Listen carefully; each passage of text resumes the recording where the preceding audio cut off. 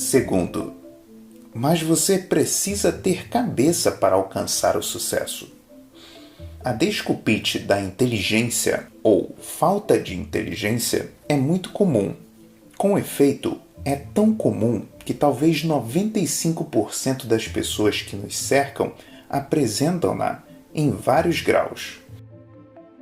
Diversamente da maioria dos outros tipos de desculpite, os que sofrem desta forma particular da doença sofrem em silêncio.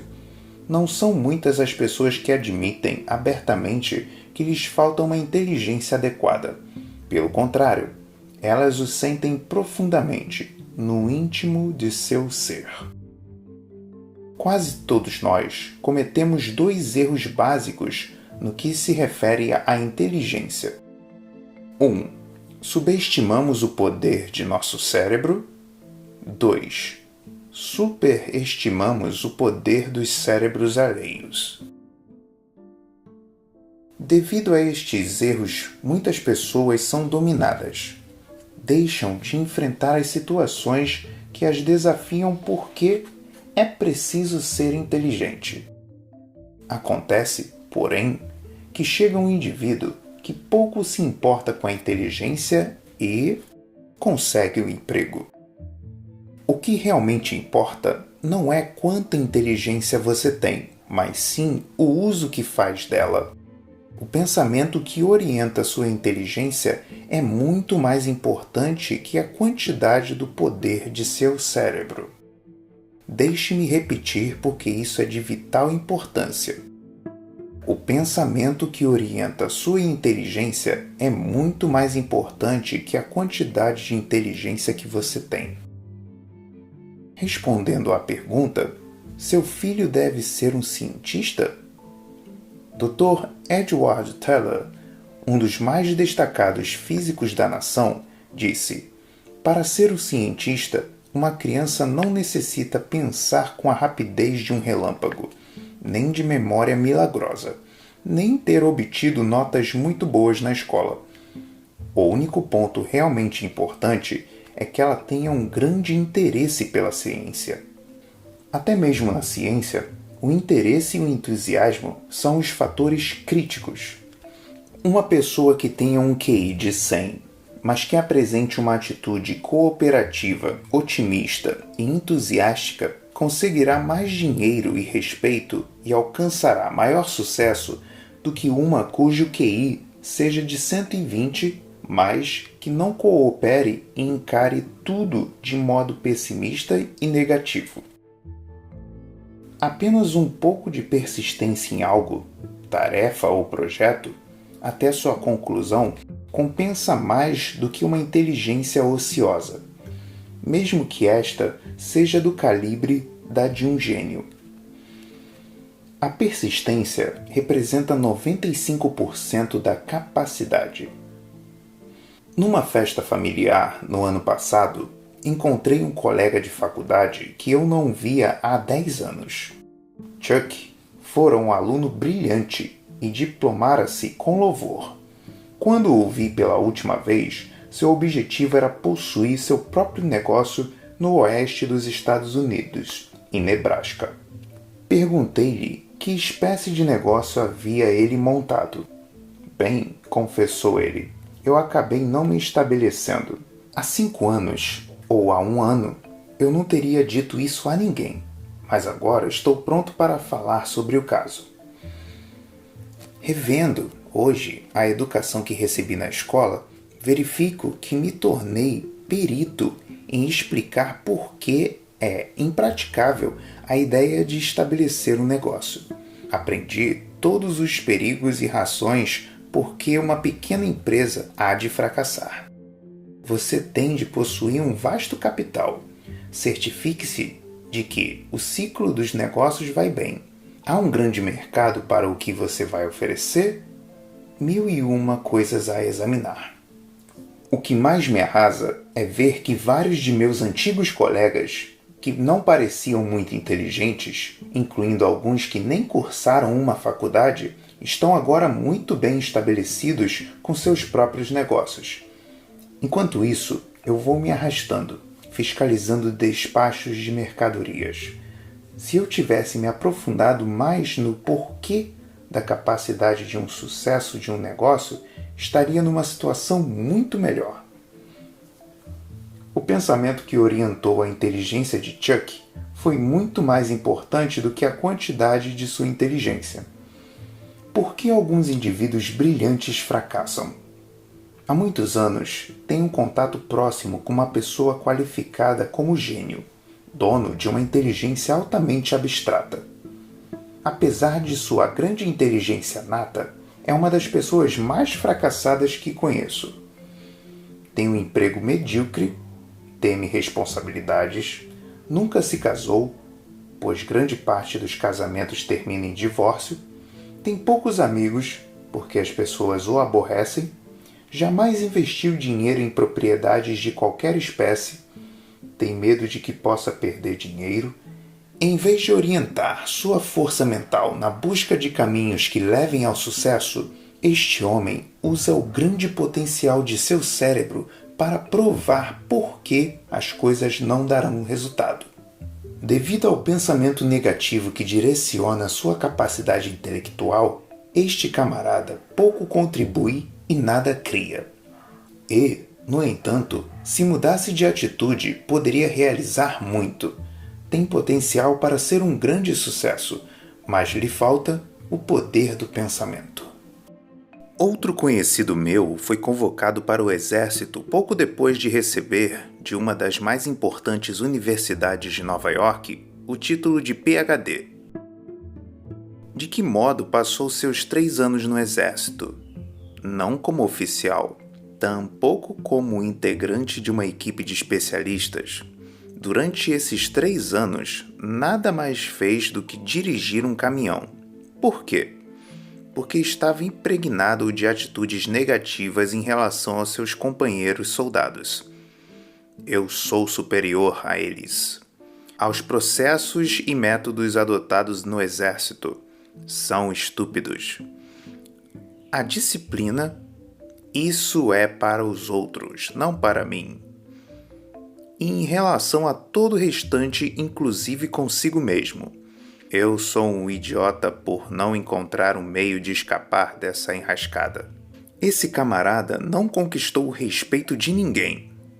Todo o seu vasto estoque de conhecimentos permaneceu sepultado. Suas atitudes negativas transformaram-no num fiasco. Lembre-se, o pensamento que orienta sua inteligência é muito mais importante que a quantidade de inteligência que você tem. Nem mesmo um título de PhD é capaz de sobrepujar esse princípio básico do sucesso. Há vários anos, tornei-me amigo íntimo de Phil F., um dos executivos de uma importante agência de publicidade. Phil era diretor do departamento de pesquisa de mercado e estava obtendo um sucesso formidável. Seria Phil uma inteligência? Longe disso. Quase nada sabia de técnicas de pesquisa nem de estatística. Não havia cursado a universidade, embora todos os funcionários que trabalhassem para ele o houvessem feito. E não tinha a pretensão de conhecer o lado técnico da pesquisa. Como se explica, então, que Phil ganhasse um alto salário enquanto nenhum de seus subordinados conseguia alcançar nem mesmo 1/3 desse valor? É que Phil era um engenheiro de homens.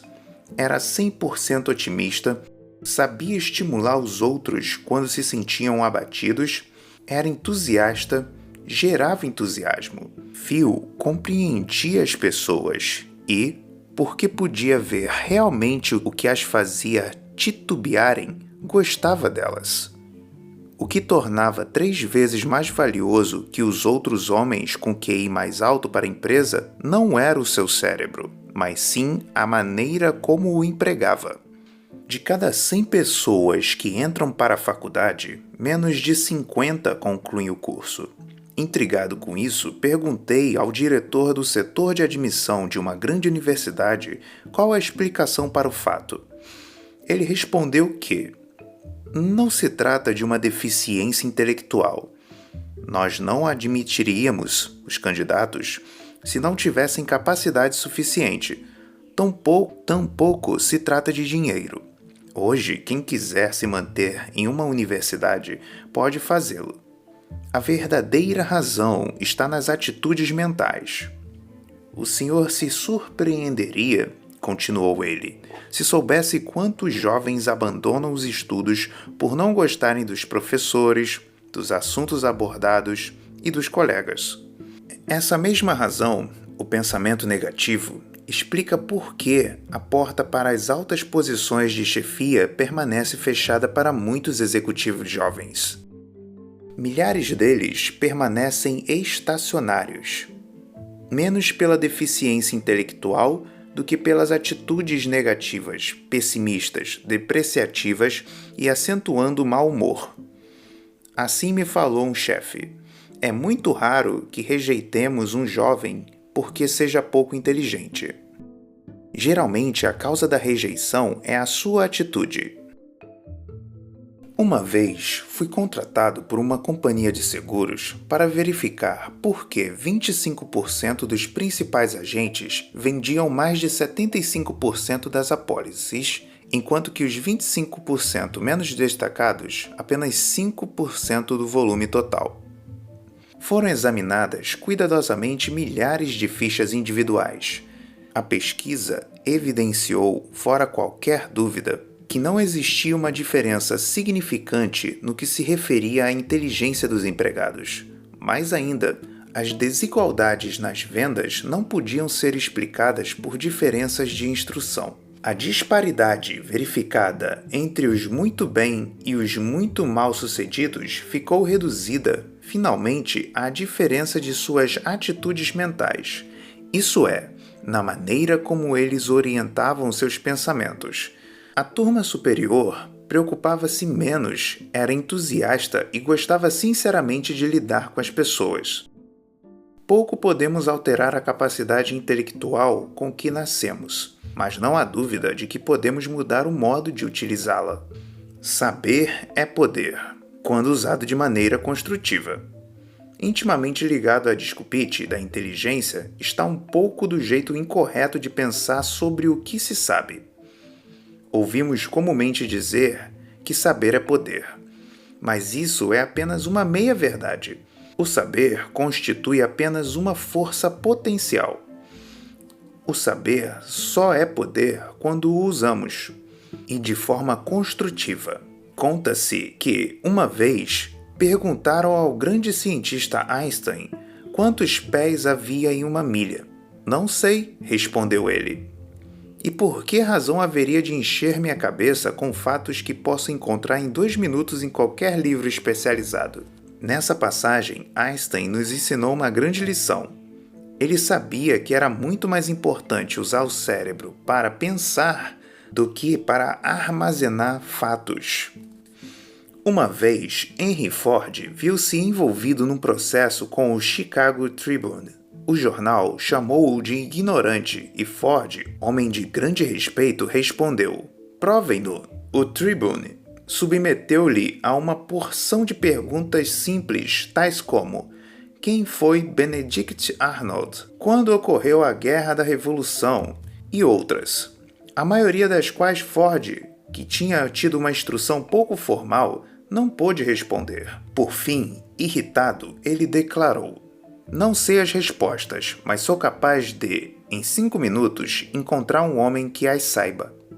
Henry Ford jamais se interessou por uma miscelânea de informações. Ele conhecia o que todos os chefes importantes conhecem, que é a capacidade de saber como obter a informação é mais importante do que usar o cérebro como um depósito de fatos. Quanto vale um homem que conhece os fatos? Recentemente, passei uma noite interessante na companhia de um amigo que é presidente de uma jovem, porém próspera, indústria. Aconteceu de o aparelho de televisão ter sido ligado em um dos mais populares programas de perguntas e respostas. O sujeito que estava sendo sabatinado já participava do programa há várias semanas.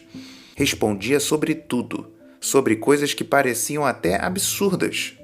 Após ter respondido a uma questão particularmente intricada, algo sobre uma montanha na Argentina, meu anfitrião olhou para mim e disse: "Quanto você pensa que eu daria àquele sujeito para trabalhar para mim?" "Quanto?" perguntei. $300. Nem um centavo a mais e nem por uma semana ou um mês, mas por toda a vida. Já o avaliei. Esse especialista é incapaz de pensar, só sabe guardar as coisas na memória. Nada mais é do que uma enciclopédia humana. E creio que, por $300, posso comprar uma boa coleção de enciclopédias. Talvez seja até demais. Num almanaque de $2, eu serei capaz de encontrar 90% do que aquele camarada sabe. Eu quero é me cercar, continuou ele, de gente capaz de resolver problemas, de gente que tenha ideias. Quero pessoas capazes de sonhar e de tornar o sonho uma realidade prática. Um homem capaz de ter ideias pode fazer dinheiro comigo. Um que só decore fatos? Não. 3 maneiras de curar a desculpite da inteligência. 3 maneiras simples para curar a desculpite da falta de inteligência são: 1. Jamais subestime sua própria inteligência e jamais superestime a dos outros. Não se venda barato. Concentre-se em suas possibilidades. Descubra seus próprios talentos. Lembre-se de que o importante não é a quantidade de cérebro que você tem, mas sim a maneira pela qual o utiliza. Administre seu cérebro, em vez de ficar se preocupando com o seu QI. 2. Repita várias vezes por dia: minhas atitudes são mais importantes do que a minha inteligência. Pratique a adoção de atitudes positivas, seja em casa, seja no trabalho. Considere as razões pelas quais você é capaz de fazer uma coisa e não as que o incapacitam de realizá-la. Desenvolva uma atitude de "eu estou vencendo". Ponha sua inteligência para trabalhar no sentido criador, positivo. Utilize-a para encontrar meios de vencer e não para que ela lhe prove que você vai perder. 3. Lembre-se de que a capacidade de pensar vale muito mais do que a de memorizar fatos. Use sua mente para criar e desenvolver ideias, para descobrir novas e melhores maneiras de realizar as coisas. Pergunte a si mesmo: estou usando minha capacidade mental para fazer a história ou apenas para registrar a história feita pelos outros?